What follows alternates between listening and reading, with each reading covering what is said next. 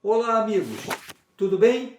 Passando aqui para a primeira edição do Top 5 Polis de 2022. Escolhi um tema muito legal, um tema relacionado com história. Escolhi o tema Mentiras relacionadas com a história do Brasil. Sabe aquela história de você aprender as coisas lá no ensino fundamental, quando chega mais à frente, no ensino médio, na faculdade, você descobre que aquela versão que foi ensinada para você não corresponde à realidade dos fatos históricos?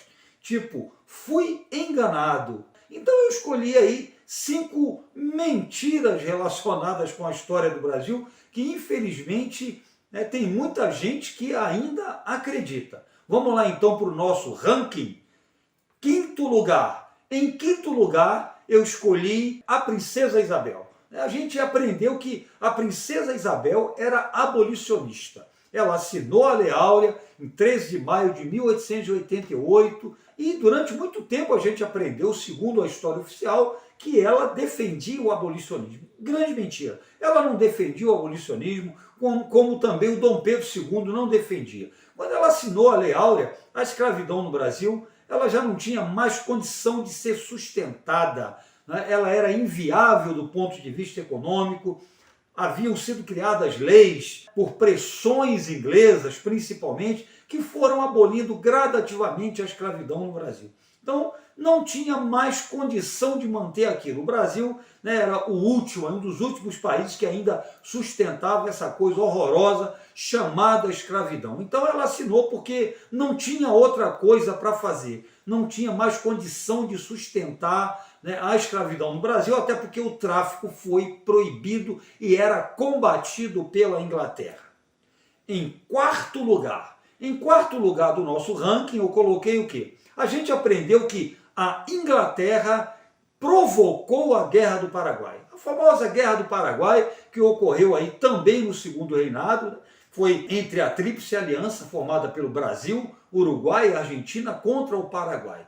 Os livros colocam isso, né? Muitos colocam que a Inglaterra estava incomodada porque o Paraguai estava se tornando uma grande potência na América, uma grande potência econômica, ameaçando o imperialismo inglês. Então a Inglaterra arranjou um jeito aí de jogar o Brasil, a Argentina e o Uruguai contra o Paraguai, né? Na fatídica Guerra do Paraguai. Isso é uma balela, né? A Inglaterra não provocou a Guerra do Paraguai. Não era interessante para a Inglaterra provocar problemas econômicos num continente, no caso o continente que eu falo aqui é a América Latina, no qual ela explorava economicamente. Para ela não era interessante ter esses parceiros seus prejudicados, né, no ponto de vista econômico.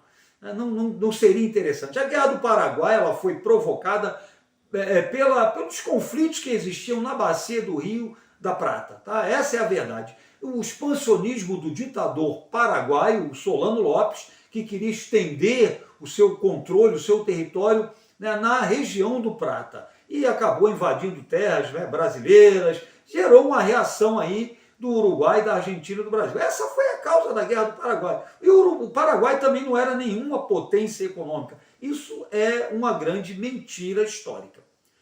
Terceiro lugar do nosso ranking aqui. Em terceiro lugar, eu coloquei aqui a imagem oficial de Tiradentes. A gente está acostumado a ver Tiradentes barbudo, cabelo grande, né? Foi uma imagem, inclusive, vendida aí pelo movimento republicano. O Tiradentes acabou virando símbolo da República Brasileira, o mártir da independência, defendeu a República, porque os inconfidentes defendiam a República. Agora essa imagem do Tiradentes é falsa. Fizeram uma imagem dele para se assemelhar a Jesus Cristo, né? Para vender essa ideia de mártir. Quem era condenado, ou que o Tiradentes foi condenado naquela época à forca, tinha que morrer com a cabeça raspada e sem barba. E foi assim que Tiradentes morreu. Essa imagem não corresponde à realidade. Segundo lugar do nosso ranking aqui das mentiras históricas. Coloquei aqui a cena do grito do Ipiranga. Você conhece aquele famoso quadro do pintor Pedro Américo, Dom Pedro, né? Os dragões da independência, todo mundo vestido de uniforme de gala, às margens do riacho, né, do Ipiranga. Essa imagem também é imagem de história oficial, um quadro encomendado.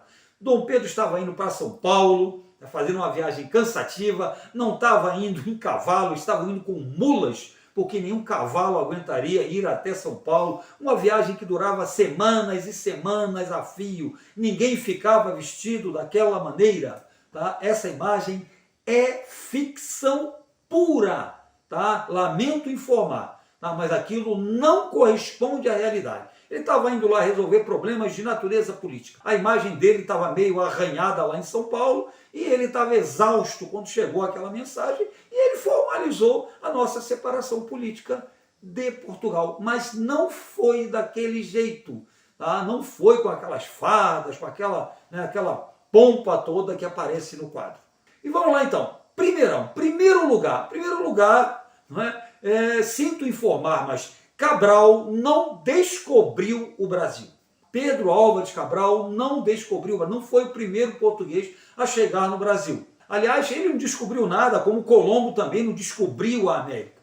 A América já era povoada, o Brasil já era povoado, nós tínhamos milhões de populações indígenas. Então ninguém descobriu nada, eles dominaram, eles conquistaram. Agora, Cabral não foi o primeiro a chegar no Brasil. O primeiro a chegar no Brasil, em pesquisas que não são tão recentes assim, já comprovam que Vicente Yanes Pinzón, navegador espanhol, chegou aqui no Brasil, tá? Lá no Cabo, atualmente é o Cabo de Santo Agostinho. Tá? Ele chegou, isso aí, uns 3 meses antes do Cabral. Ele não pôde anunciar a sua descoberta, por quê? Porque essas terras, pelo Tratado de Tordesilhas, pertenciam a Portugal. Então, né, o que o Pinzón fez?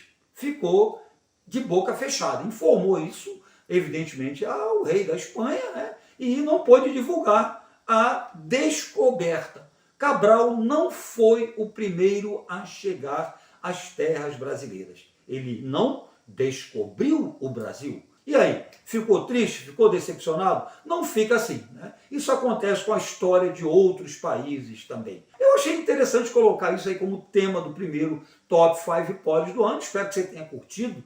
Se você curtiu, deixe seu comentário, deixe aí, registre a sua indignação. Tá? O seu comentário é muito importante para a gente. Não deixa de curtir o Instagram também. Já se inscreveu? Se não se inscreveu, se inscreve também. Beijão Polis, grande abraço e até o próximo Top 5 Polis.